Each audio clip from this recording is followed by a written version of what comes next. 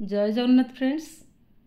ये हूँ मोर ब्रह्मकमल गछ जोटा कि गत वर्ष लगे गोटे वर्ष भितर गचर ग्रोथ हेती बेसी बड़ गछ नहीं छोट गछ किंतु तार ग्रोथ बहुत भल भाव आउ गत मसरे ए फुल आसाला दुईटा फुल आसाला। गत मसरे मु वीडियो देती मे 6 तारिख रे फुल गुड़ा फुटी मे 7 तारिख में आपको वीडियो देती देखुए ये डाल ये ही फुल आसाला।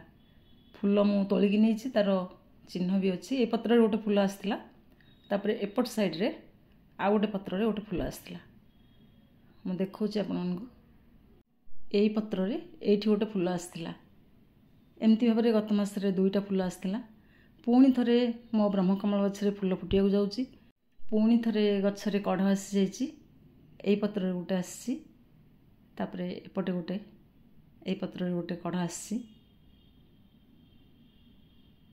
दुईटा कढ़ आसी जाइए। दुईटा कढ़ बड़ हो जाइए आहरी बहुत सारा कढ़ आसी माने छोट छोट कढ़ देखु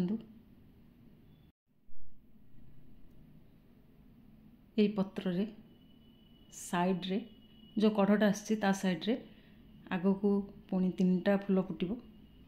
कढ़टा एकदम छोट अच्छी मु ठीक भाव देखा देखु एगुड़ा ही कढ़ गचरे जो कढ़ आसी थाए आउ जो छोट छोट पत्र बाहर थे सब देखा एक भाया लगे एकदम छोट थी अवस्था बर्तमान देखु ये 3टा कढ़ आउ एगुड़ाक आग को फुल फुटब।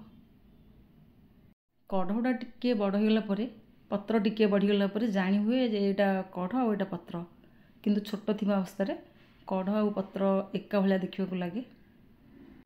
यही पत्र में कढ़ आसी देखु ये हूँ कढ़ ये आग को फुल फुटब। आउ गोटे दुईटा पत्र एमती छोट छोट अच्छी से लगुच मत आग को कढ़ ही हम एमती भाव में आग को आहरी 5-7टा फुल फुटबार अच्छी। मु तो सब वीडियो दे आसुची आग को जो कढ़ गुड़िक सब बड़ हम आपण अपडेट देवी। ब्रह्मकमल गछ गोटे ऐश्वर्य वृक्ष आउ ये फुल गुड़िक हूँ देवपुष्प। भगवान विष्णु ही ब्रह्मकमल पुष्पर अधिकारी आम तो जाचे ये राति फुटिकी ही राति मौली जाए सकाळू तो किए देखिपारती ना। आम मानकर विश्वास अच्छी जे ब्रह्मकमल फुलटी जदि बाड़ी फुटब ताहले ये शुभ संकेत दे थाए जीवन में सुख समृद्धि आनी थाए परिवार में मंगल होता है। निहाती भाव में यहाँ समस्त कोठी ना कोठी ये विश्वास थी मोर मध्य बहुत विश्वास अच्छी। सौभाग्य हेले ही ब्रह्मकमल फुलटी बाड़ी फुटी थाए यही विश्वास तो आमर अच्छी। तथापि गचरे एमती फुल कढ़ आने आमको गचर प्रॉपर भाव में केयर करने को पड़ो। गचरे खरा पानी खत सबू जदि ठीक ठाक भाव में मिल ताले गचर ग्रोथ भल हम तापर गचरे फुल आसवा आरंभ हो। ब्रह्मकमल गछ अत्यधिक टाण खरा सह्य करें या सकाळ नरम खरा ही दरकार। जदि अत्यधिक टाण खरा रखिए बर्तमान तो खरा दिन चलती ताले पत्र गुड़िक सब पाचिकी हलदिया पड़ज एमती भाव में यही पत्र दुईटी मोर खरा प्रभाव एमती हैनी ये पत्र दुईटी पाकल हो आसला। ये हूँ मूल पत्र ये दुईटा ही प्रथम लगी से गछ बाहर गछटी मोर जो अच्छी ये सकाळू आरंभ करी 11टा-12टा पर्यंत खरा पड़ी थाए जहाँफल गचर ग्रोथ बहुत भल भाव में होची। विशेष करिकी खरा दिन में मे जून मसरे निहाती भाव में आप गछ को सकाळ खरा ही दिंतु। गचर पत्र गुड़िक जितेबाला एमती पाकल हो आसो आपड़ से जानवे जे आपण गछ आग को फूल देवाई प्रस्तुत होची।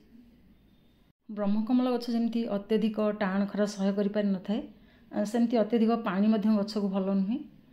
गछ मूलर माटी जितेबाला एमती सुखी आसो ऊपर माटी पूरा सुखी जाइए से भाव में गचर पानी दिंतु।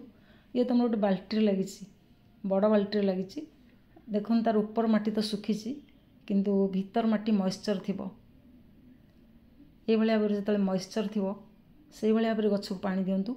एमती नुहे कि पूरा सुखिकी हार्ड हो गले आप पानी देवे। ये तो मोर बड़ बाल्टी लगी जेहेतु भीतर माटी ही मॉइस्चर अच्छी। जदि गछटी छोट कुंड लगी ताहले माटी सुखिकी एकदम शक्त होला पर्यंत से भाव में गछ को रखंतुनी मॉइस्चर थी अवस्था गछरे पानी दिंतु। चलतु एबे गछरे खत दवा। ये हूँ कदली चोपार खत प्राय 10-12टा कदली चोपा को ଶୁଖେଇକି ଗୁଣ୍ଡ କରିକି ମୁଁ ନେଇଛି। ଯେହେତୁ ବଡ଼ ବାଲ୍ଟିରେ ଗଛଟା ଲାଗିଛି, ଗଛଟା ଟିକେ ବଡ଼ ହେଇଗଲାଣି ମଧ୍ୟ, ସେଥିପାଇଁ 10-12ଟା କଦଳୀ ଚୋପା ମୁଁ ନେଇଛି। ଗଛ ମୂଳର ମାଟିକୁ ଆମେ ଟିକେ କୋଡ଼ା ଖୋସା କରିବା, ବେଶୀ ଗଭୀରକୁ କୋଡ଼ା ଖୋସା କରିବାନି। ବ୍ରହ୍ମକମଳ ଗଛର ଚେର ମଧ୍ୟ ବହୁତ ସୁକୁମାରିଆ ହେଇଥାଏ, ବହୁତ ନରମ ହେଇଥାଏ। ତେଣୁକରି ବେଶୀ କୋଡ଼ା ଖୋସା ନ କରିକି ନିହାତି ଭାବରେ ମାସରେ ଥରେ ଆମେ ଗଛକୁ ଟିକେ କୋଡ଼ା ଖୋସା କରିବା, ଅନଚେତ୍ ଉପର ମାଟି ଟାଣ ହେଇଯିବ, ବସିକି ରହିଯିବ। ସେଥିପାଇଁ ମାସରେ ଥରେ ନିହାତି ଟିକେ ଗଛକୁ କୋଡ଼ା ଖୋସା କରିବା ଦରକାର। କଦଳୀ ଚୋପାର ଖତ ମୁଁ ମାସେ ତଳେ ଗଛରେ ଦେଇଥିଲି, ମାସେ ପରେ ପୁଣି ଥରେ ଆଜି ତାକୁ ରିପିଟ୍ କରୁଛି। କେବଳ କଦଳୀ ଚୋପାର ଖତ ଦେଇକି ଏତେ ସୁନ୍ଦର ଭାବରେ ଫୁଲ ଆସିଯାଇଛି, କଢ଼ ଆସିଯାଇଛି ସେମିତି ନୁହେଁ। କଦଳୀ ଚୋପାର ଖତ ଦେବାର 10 ଦିନ ପରେ ଗଛରେ ମୁଁ ଗୋବର ଖତ ଦେଇଥିଲି। ଗୋବର ଖତ ଦେବାର 10 ଦିନ ପରେ ସୋରିଷ ପିଡ଼ିଆକୁ ଭିଜେଇକି ତାକୁ ତରଳ ଖତ କରିକି ଦେଇଥିଲି। ଏମିତି ଭାବରେ ମାସେ ଭିତରେ ମୁଁ 3-4ଟା ଖତ ଦେଇଛି, କିନ୍ତୁ ସବୁ ଖତ ଗୁଡ଼ିକ ଏକାବେଳେ ନ ଦେଇକି ତାକୁ ଧୀରେ ଧୀରେ କରିକି ମାସେ ଭିତରେ 10 ଦିନ ଗ୍ୟାପ୍ରେ ମୁଁ ସବୁ ଖତ ଦେଇଛି। ଏମିତି ଖତ ଦେବା ଦ୍ୱାରା କ'ଣ ହୁଏ ନା, ଆମ ଗଛକୁ ତ ସବୁ ପ୍ରକାର ନ୍ୟୁଟ୍ରିସନ୍ ମିଳିବ, ଗଛର ଇମ୍ୟୁନିଟି ପାୱାର ମଧ୍ୟ ବଢ଼ିବ। ଏକାବେଳେ ସବୁ ଖତ ଗୁଡ଼ିକ ଆମେ ଦେଇଦେବା, ସେମିତି ଜମା ବି ଗଛ ପାଇଁ ଠିକ୍ ନୁହେଁ।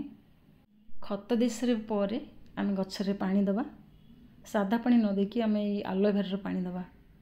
ଖଣ୍ଡେ ଆଲୋଭେରା ଆଣିକି ତାକୁ ପାଣିରେ ଭଲ ଭାବରେ ତା'ର ଜୁସ୍ ବାହାର କରିନେବା, ତାପରେ ତା'ର ଉପର ଚୋପା ଗୁଡ଼ାକ ବାହାର କରି ନେଇକି ସେ ଆଲୋଭେରା ପାଣିଟାକୁ ଆମେ ଗଛରେ ଦେବା।